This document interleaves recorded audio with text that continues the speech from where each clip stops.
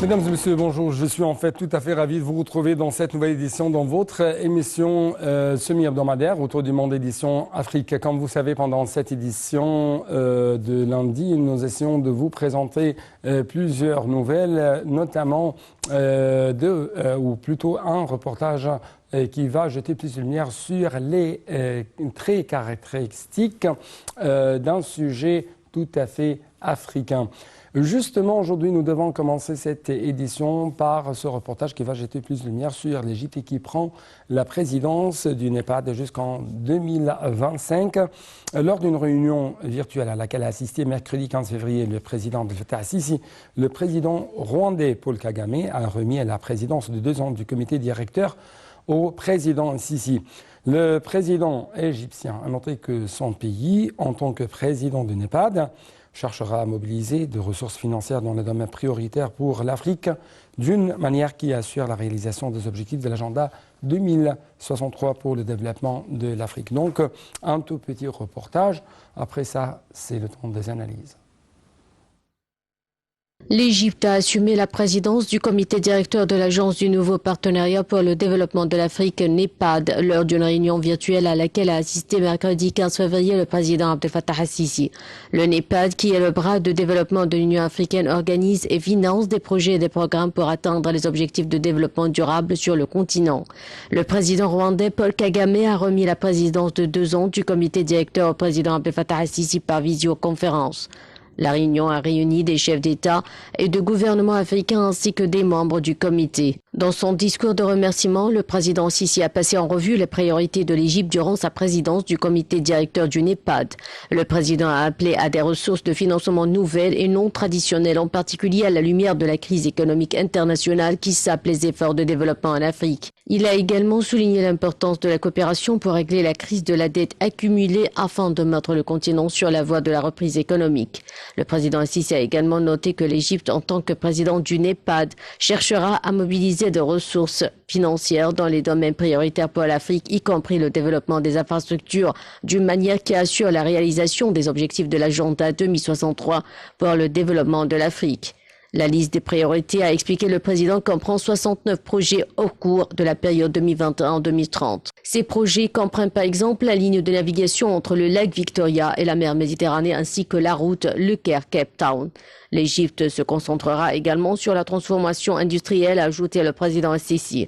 Dans ce contexte, le président a déclaré que l'Égypte entend s'appuyer sur les résultats obtenus lors du sommet africain extraordinaire sur l'industrialisation qui s'est tenu à Niamey en novembre 2022. Le président a également souligné l'importance d'accélérer la réalisation des aspirations visées par l'accord de libre-échange continental africain et d'achever les négociations sur tous les protocoles additionnels.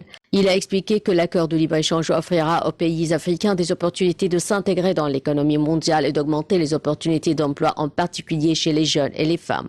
Le président a également souligné la nécessité de partager l'expertise africaine dans le domaine du développement des infrastructures, y compris la propre expérience de l'Égypte dans le développement des infrastructures au cours des 8 dernières années. Il a également cité la coopération entre l'Égypte et la Tanzanie sur la construction du projet hydroélectrique de Julius Nyerere comme exemple de partage d'expertise. Le président a également exhorté à tirer parti des nouvelles initiatives présentées lors des sommets de partenariat de l'Union africaine. Donc nous avons actuellement en ligne de la TV internationale M. Raouf Ghaffar, c'est un analyste politique et économique. M. Raouf Ghaffar, vous êtes toujours le bienvenu sur la TV internationale. Merci, bonjour. Merci pour nous rejoindre à travers la ligne. Et encore une fois, j'aimerais vous poser cette question. Comment vous avez vu tout d'abord l'élection ou le choix unanime de l'Égypte pour présider le comité de NEPAD? Deuxièmement, comment vous avez vu les prioritaires proposés par l'Égypte quand on parle de sa présidence pendant les deux prochaines années? Première, le choix de l'Égypte est un choix excellent pour présider le NEPAD pour les années qui viennent. Oui. Le NEPAD, ça s'occupe de développement durable, développement sur tous les domaines dans les 33 pays qui font partie de cette organisation. Ouais. L'Égypte, justement, a l'expérience dans le domaine du développement. Si on parle d'infrastructure, si on parle d'agriculture, si on parle de sécurité alimentaire, comment gérer les ressources, etc., etc. Ouais. L'Égypte vraiment a développé une expérience excellente dans la voie de développement. Donc le choix de l'Égypte est un choix excellent et quand l'Égypte va présider le NEPAD pour les 2 années qui viennent, ouais. Je suis sûr que nous allons ajouter beaucoup de valeur à cette organisation et nous allons participer à vraiment un développement considérable pour le continent africain. Oui. Comment réaliser la transformation industrielle accélérée, quand même les démarches de concrétisation et des espoirs escomptés de l'accord sur le libre-échange continental? On voit que, je pose cette question dans le cadre qu'on a observé, les démarches égyptiennes toujours essayent de concentrer sur l'accélération de la concrétisation des accords de libre-échange continental. Donc, comment nous pouvons arriver à réaliser ce but? Complémentation et intégration africaine. L'Afrique est très riche en ressources et la meilleure façon, le meilleur moyen de gérer ces ressources, c'est de s'entraider, disons pas d'employer, mais de s'entraider. Les Africains, les uns et les autres.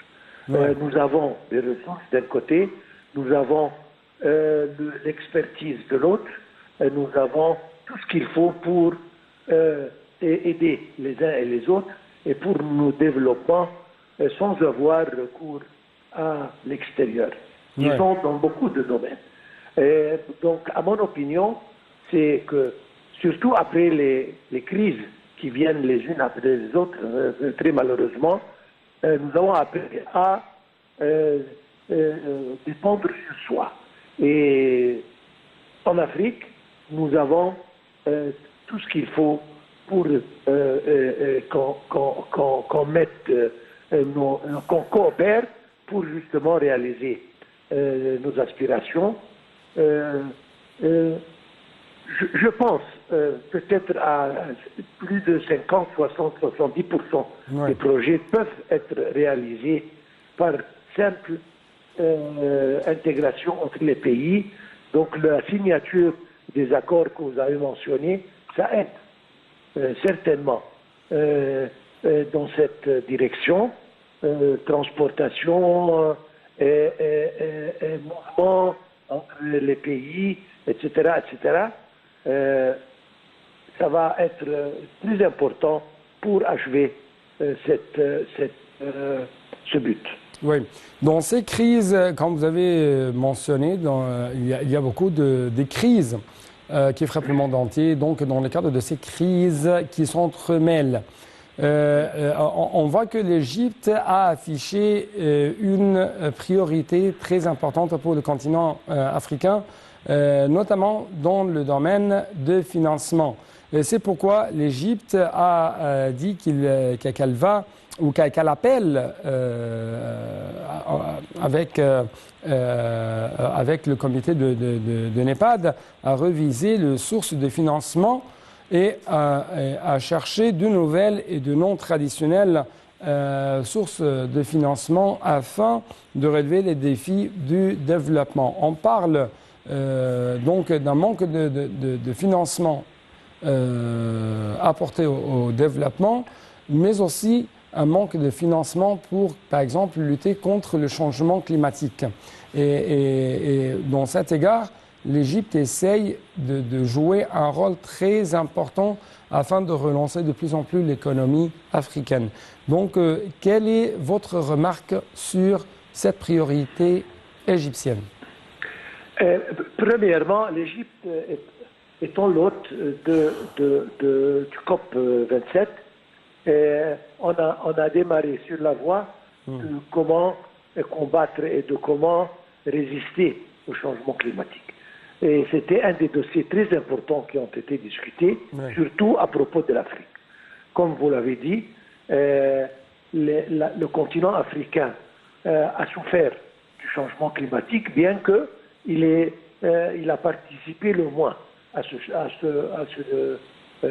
ces dégâts. Donc, la moindre des choses, c'est que les grands pays qui ont été la raison de ce changement climatique et de ses répercussions doivent aider les pays plus pauvres, particulièrement africains, à combattre ceci.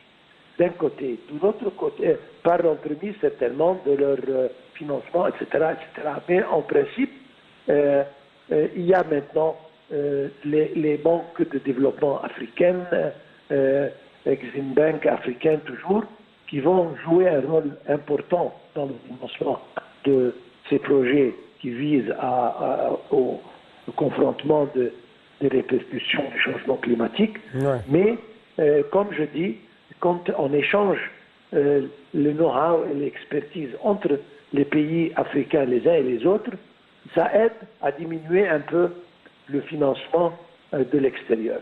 Et je pense que ça, c'est le seul moyen et pour justement se débarrasser, essayer, disons, de minimiser les répercussions du changement climatique. Oui. En fait, dans le discours, dans l'allocution prononcée par M. le Président égyptien Abdel Fattah al-Sisi à cet événement, on trouve que M. le Président a, si je peux dire, souligné l'importance pour les pays africains de partager leurs expertises dans le domaine des infrastructures, alors que l'Égypte s'est engagée dans une expérience de développement pionnière dans ce domaine au cours de 8 dernières années. Mais aussi, M. le Président a évoqué l'immense projet de développement du barrage Julius Nyerere en Tanzanie, qui est un modèle de coopération entre les pays africains dans le domaine du développement. Et il est mis en œuvre par des mains égyptiennes et tanzaniennes. Et selon ses propres termes, nous sommes tout à fait disposés à partager les expériences des entreprises égyptiennes avec d'autres pays africains frères. Donc, à cet égard, j'aimerais vous poser cette question. L'importance d'échanger les expertises entre les pays africains, notamment l'expertise égyptienne dans le développement des infrastructures. Et comment vous avez vu ce modèle de coopération entre l'Égypte et la Tanzanie dans la construction d'un barrage très immense?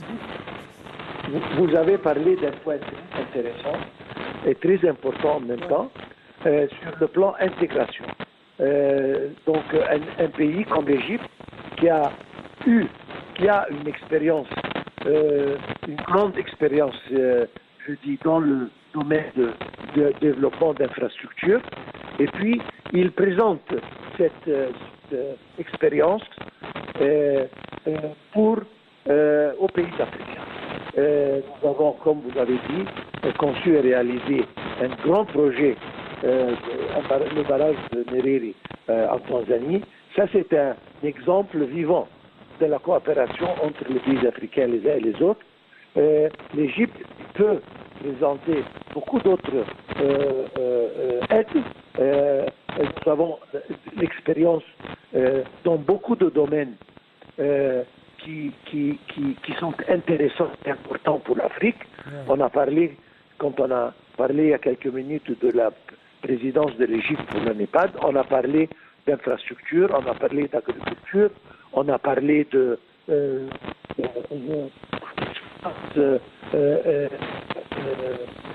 alimentaire, c'est-à-dire des dossiers dans lesquels l'Égypte a une expérience assez grande et qui peut être disponible pour les autres pays africains. Mais j'aimerais concentrer, monsieur Rovga, j'aimerais concentrer sur ce sujet de coopération mutuelle entre l'Égypte et la Tanzanie dans le domaine de la construction d'un immense barrage comme Julius Nyerere.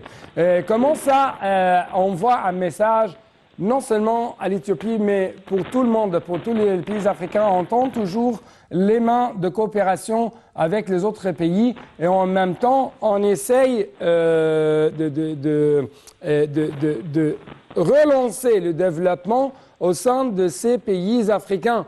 Mais en même temps, on essaie toujours de préserver nos droits dans l'eau du Nil, par exemple. Absolument. C'est-à-dire la conviction du président de l'Égypte, après son retour vers l'Afrique, c'est de avoir des relations basées sur intérêt et respect commun. Donc, ça, c'est une chose importante. Comme vous l'avez dit, l'Égypte a beaucoup d'expérience dans beaucoup de domaines qui peuvent être disponibles pour les pays africains. Voilà, le projet de Nyerere, c'est un exemple vivant de cette coopération. Nous avons tellement d'expérience dans beaucoup de domaines qui peuvent être justement à la disposition de nos confrères africains à base d'intérêts communs. Ouais. C'est-à-dire, eux, ils vont bénéficier et l'Égypte encore va bénéficier. Donc, ouais. Ça, c'est une chose très importante. Et justement, nous parlons d'un développement qui va durer presque quarantaine, cinquantaine d'années. Donc, c'est un développement durable qui va prendre de temps. Et comme je dis, l'Égypte tend la main parce que elle est convaincue que le développement doit se baser sur une coopération interafricaine. Ouais. Certainement, on peut avoir dans certains moments recours à des sources extérieures, financement, expérience, know-how, etc. Mais en principe, on doit se baser sur ce qui existe dans le continent pour justement minimiser les coûts d'un côté et nous développer en se dépendant sur nous-mêmes, comme je viens de dire, à cause des crises qui nous ont donné une leçon vraiment bien. Ouais.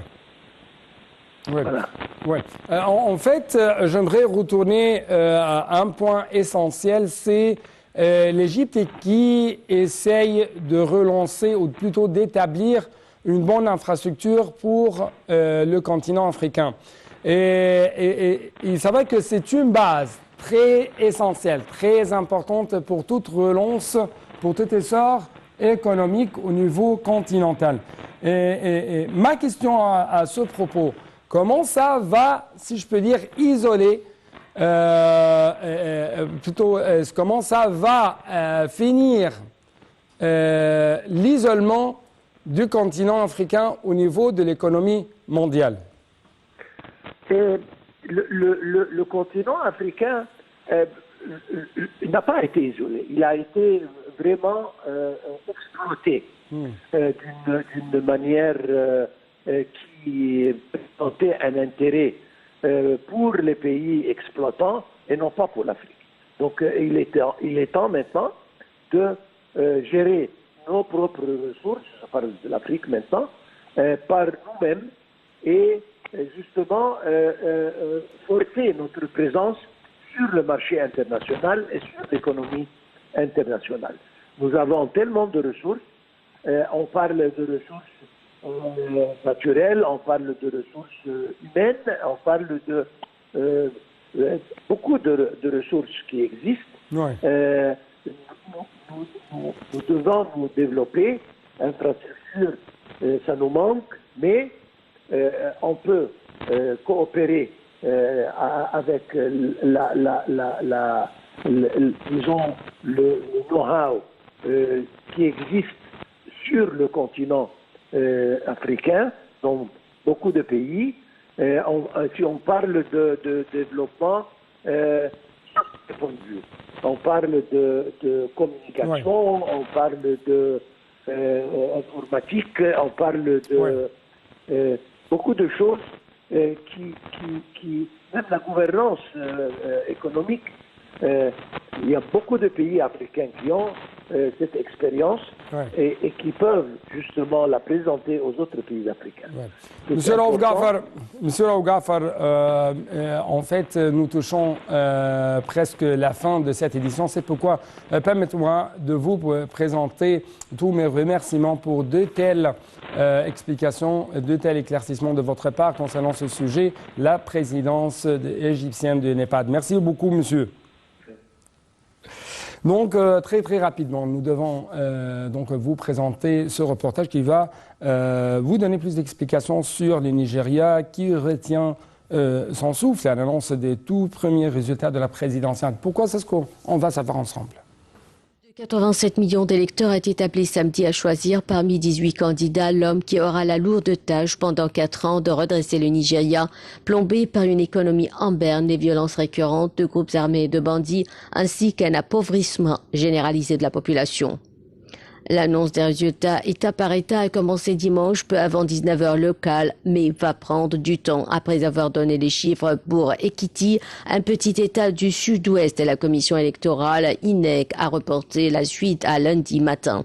Le Nigeria compte 36 États et le territoire de la capitale fédérale Abuja.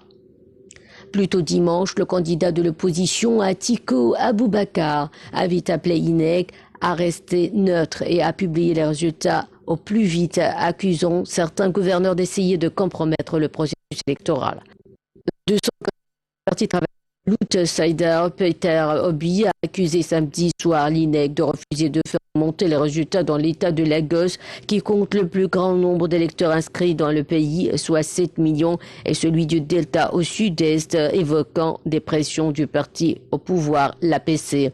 Messieurs Obi et Abubakar font partie du trio de favoris en compétition avec Bola Tinubu, âgé de 70 ans, représentant de l'APC du président Muhammadu Buhari, qui se retire comme le veut la Constitution après 2 mandats au bilan très critiqué. Considéré comme l'un des hommes les plus influents du pays, cet ancien gouverneur de Lagos a prévenu que cette fois, c'est son tour. L'INEC a reconnu des problèmes techniques liés à l'utilisation de nouvelles technologies de collecte et de centralisation des résultats de quelques 176 000 de vote pour la première fois dans une élection nationale. Elle a toutefois assuré que ces résultats sont en sécurité et ne peuvent pas être falsifiés. Le vote s'est globalement déroulé dans le calme malgré quelques incidents sécuritaires et des couacs logistiques qui ont provoqué des retards, attisant les craintes de manipulation des votes alors que les scrutins précédents ont été entachés par des accusations de fraude. Situation inédite depuis le retour à la démocratie en 1999, le Nigeria une présidentielle à 2 tours, si Peter Obi, qui a réussi à s'imposer comme un challenger face aux 2 partis dominant traditionnellement la politique nigériane, transforme l'essai dans les urnes. Donc, je dois vous dire merci et clôturer cette édition par ce reportage de Carnaval de Guinée-Bissau, de retour après 2 ans d'interruption. Donc, encore une fois, merci et à la prochaine. Le Carnaval de Guinée-Bissau est authentique et original car il montre les coutumes de chaque ethnie du pays et sa diversité culturelle, sa dynamique, sa façon de chanter, de s'habiller et de danser. C'est vraiment un carnaval authentique et original, explique le co-organisateur du carnaval. Il fait éruption après 2 ans d'interruption en raison de la crise de santé. Ce carnaval de Guinée-Bissau refait surface où plusieurs groupes se sont produits sur la place verte de Bissau, capitale, symbole de la diversité culturelle de ce pays d'Afrique de l'Ouest. Balafon, tambour et autres étaient au rendez-vous alors que le ballet national, les Monjak, la danse des floupes et des big jasso exposaient leur savoir-faire. Reste à transmettre le flambeau pour pérenniser cette culture. Le carnaval représente beaucoup pour moi car il me permet de me sentir vraiment guinéen. C'est avec le carnaval que nous pouvons représenter notre culture et notre mode de vie. Je voudrais que chaque Guinéen puisse montrer et vivre sa culture, car chaque jour notre patrimoine culturel disparaît, raconte l'un des participants au carnaval. Une autre compatriote participante au carnaval abonde dans le même sens. Les anciens étaient de sauver notre patrimoine culturel, mais les jeunes ne veulent pas apprendre. Le gouvernement doit mettre en place un mécanisme pour sensibiliser les jeunes à la culture guinéenne, car notre culture est très belle. Pour la reprise, le Sénégal était l'invité d'honneur. Les autorités, le carnaval est aussi un levier de développement économique. Il a vocation à vendre la destination Bissau.